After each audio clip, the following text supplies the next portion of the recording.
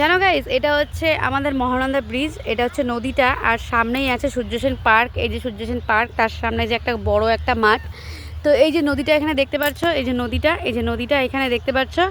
তো এখানে না অনেক বড় বড় পাথর আছে, যারা হচ্ছে ধোপারা যে ইয়ে করে, মানে জামা কাপড় ধোয়। তো আমরা তো ছট পূজা করি, আমরা কি করি, তো ভাড়া বাড়িতে যেহেতু থাকি, তো বাড়ির অনেক সময় প্রবলেম হয় যে এত কাপড় জামা ধুবি ছট পূজার টাইমে, জানোই তো সব কিছু ধোয়াধুয়ি করতে হয়।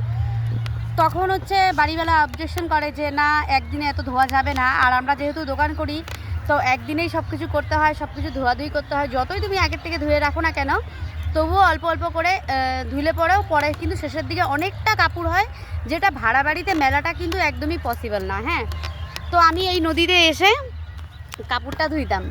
তো এখানে ধুইতাম, জানো মা, এখানেই ধুইতাম। তুমি তো আসতা না, আমি টোটো ভাড়া করেই আসতাম। আমি, আমার একটা দিদি আছে, ওনাকে নিয়ে আসতাম। উনি হচ্ছে ছট পূজার ঠিক আগেই হচ্ছে আমার এখানে চলে আসে।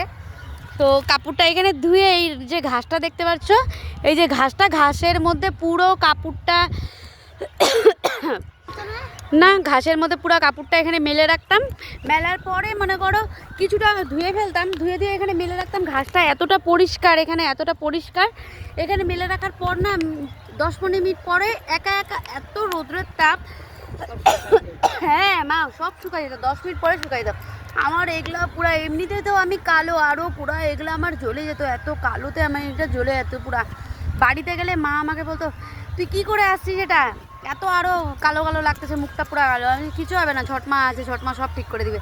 আর সত্যি এত জল থাকতো, আমি তোমাকে সামনের থেকে দেখাচ্ছি। এই যে দেখো, এখন তো বেশ এই জায়গাটায় যে এরকম জঙ্গলটা আছে, তখন না সেরকম জঙ্গল থাকে না, তখন না অনেক পরিষ্কার করে দেয়। শুধু আমি একাই না, অনেকেই এখানে কাপড় জামা ধুতে আসে। যেরকম ওই পাশে যে বাড়িগুলো দেখতে পাচ্ছ, ওই দেখো ওই পাশে যে বাড়িগুলো দেখতে পাচ্ছ না, ওই পাশের বাড়িগুলো মানুষ অনেক ধয়, এখানে অনেক ধয়। তো পুরো কাপড়টা ধুয়ে এই জায়গাটা সত্যিকারে এত পরিষ্কার, আমি সব মিলে দিতাম এখানে। আর সব শুকায় টুকায় আমি আবার টোটো করে আবার বাড়ি চলে যেতাম।